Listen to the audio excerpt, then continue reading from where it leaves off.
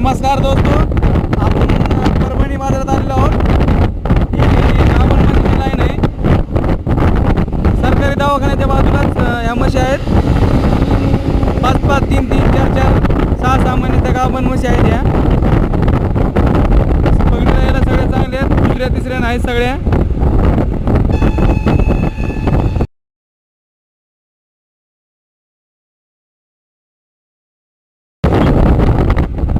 घरगुती दावण आहे बघा. आता काय झालं बाया, कुरकुत आलं आहे. कुरकुत म्हशीच्या पाया, या म्हशी सुद्धा विक्री येतं. कोणाला जर घ्यायचं असेल ताज्या दवाण्या म्हशी